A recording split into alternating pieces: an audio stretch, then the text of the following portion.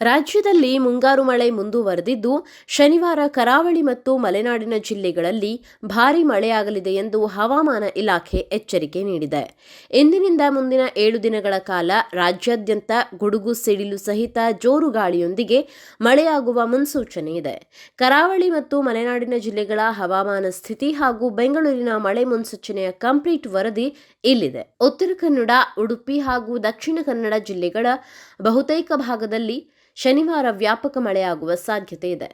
ತೀರ ಪ್ರದೇಶಗಳಲ್ಲಿ ಬಿರುಗಾಳಿಯ ವೇಗ ಹೆಚ್ಚಿರಲಿದ್ದು, ಸಮುದ್ರಕ್ಕೆ ಇಳಿಯುವ ಮೀನುಗಾರರು ಎಚ್ಚರಿಕೆ ವಹಿಸುವಂತೆ ಹವಾಮಾನ ಇಲಾಖೆ ಸೂಚನೆ ನೀಡಿದೆ.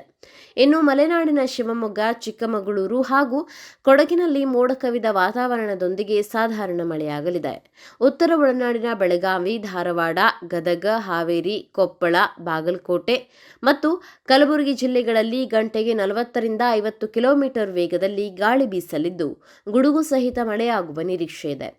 ದಕ್ಷಿಣ ಒಳನಾಡಿನ ಹಾಸನ, ಮೈಸೂರು, ಮಂಡ್ಯ ಮತ್ತು ಚಾಮರಾಜನಗರದಲ್ಲಿ ಚದುರಿದಂತೆ ಮಳೆಯಾಗಬಹುದು.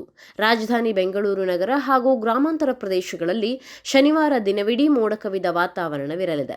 ಸಂಜೆ ಅಥವಾ ರಾತ್ರಿಯ ವೇಳೆಗೆ ನಗರದ ಕೆಲವೆಡೆ ಸಾಧಾರಣದಿಂದ ತುಂತುರು ಮಳೆಯಾಗಬಹುದು. ಗರಿಷ್ಠ ತಾಪಮಾನ 30 ಡಿಗ್ರಿ ಹಾಗೂ ಕನಿಷ್ಠ ತಾಪಮಾನ 20 ಡಿಗ್ರಿ ಸೆಲ್ಸಿಯಸ್ ಇರುವ ಸಾಧ್ಯತೆ ಇದೆ.